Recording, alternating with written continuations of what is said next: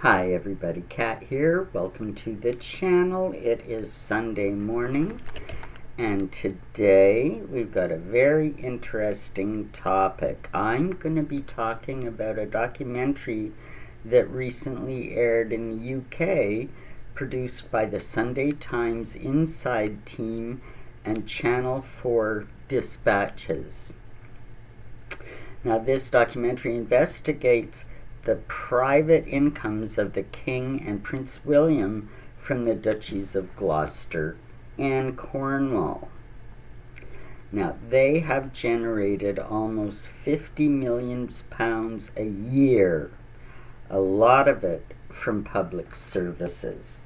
Now, I've made some notes so I can follow along and all of this makes sense. Now, out of that, $34 million of income from the Ministry of Justice, £11.4 million from St. Thomas NHS Trust. Royal estates received millions from public bodies, yes, even charities. So when they tell you that the monarchy costs its subjects, the equivalent of a cup of coffee, they're lying to you. A fun fact: if you rent or own a property in either duchy, and if you die without a will, all of your assets, all of your possessions, your entire estate becomes property of the duchy. Everything goes to the duchy, the whole shebang, for them to do whatever they want. So that's a real concern. The duchies are run as businesses, but they're not subject to capital gains tax or corporation tax. They're separate from the crown estates. And that income goes to the treasury, the income from the crown estates, and then the royal family receive a large portion of that, and that is the sovereign grant. Now the duchies are private historical holdings, and really land seized by medieval kings. Now a comment from a spokesperson from the Duchy of Lancaster. This is the King's Duchy. The quote says, "It is run as a commercial company, managing a broad range of land and property assets across England and Wales." Now, a spokesperson for the Duchy of Cornwall says, quote, "It is a private estate with a commercial imperative which we achieve alongside our commitment to restoring the natural environment and generating positive social impact for our communities." Now, the King owns garages for the NHS ambulances and charges the NHS millions to house them. A broken, bloated, publicly funded health service.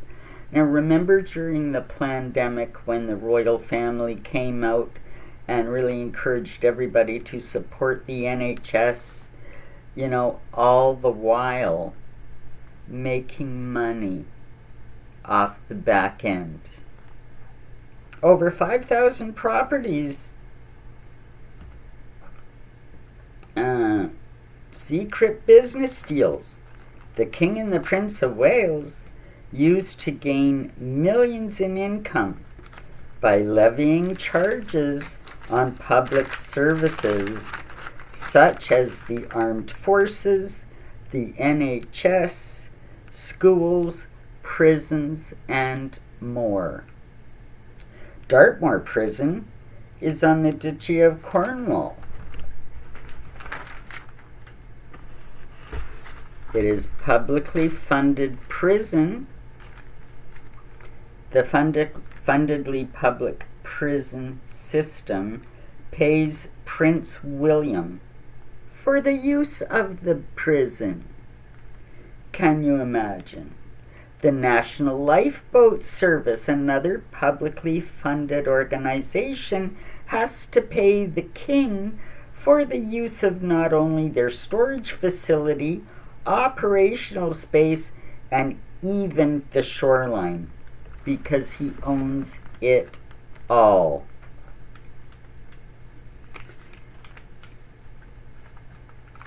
Now, the armed forces are being charged to train on Dartmoor National Park, which the king owns, even though he is the head of the armed forces.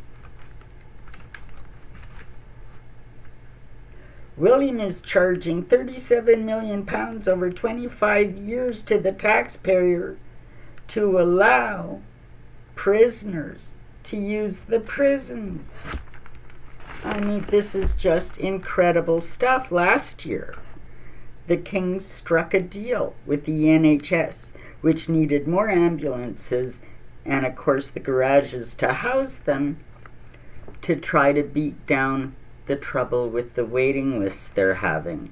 Now, at the time, the Duchy put out a press release saying that they were happy to grant the NHS a warehouse.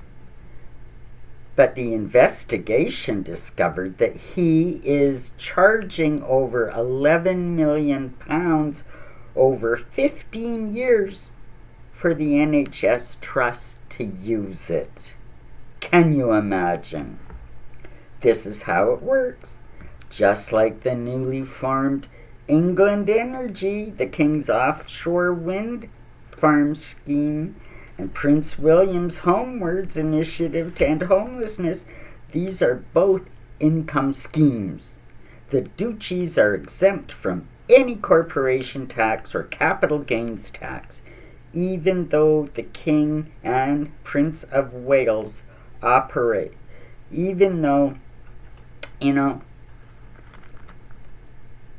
everybody else has to pay these taxes, not them. They operate outside of the law.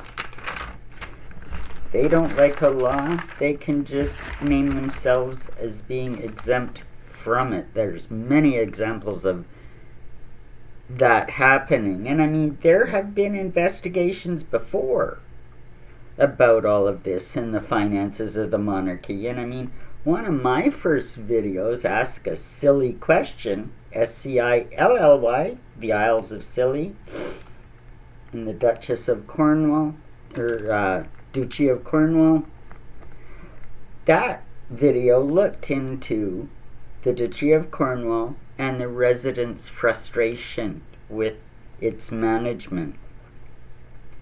Now, not too long ago, the Paradise Papers exposed offshore tax avoidance schemes used by the rich elite, and yes, even the Queen.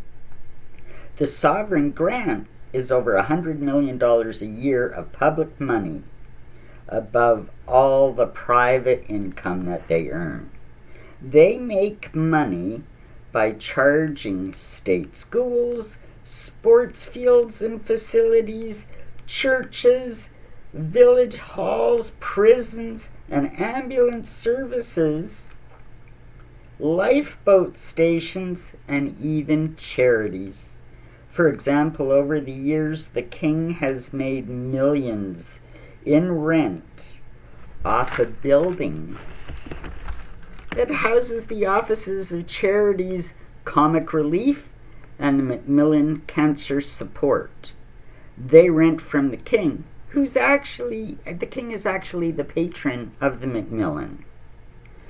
The Armed Services pays to train their soldiers on Dartmoor, even though the King is the head of the Armed Services. There are many, many examples of this, and what you're seeing, what we're discovering, and what I've been saying all along, but now is apparent for all to see, that you don't have to worry about that. You know, people talk about, oh, the New World Order, and what they want to do is they want to bring back feudalism. Well, I'll tell you, folks, at least in the UK, just look at this evidence. Feudalism is alive and well. Hope you liked this video. Hit that like button, subscribe if you found this video entertaining and informative. Share this video with your friends and leave me a comment. I'd love to know what you think about all this. Take care, everybody. Bye for now.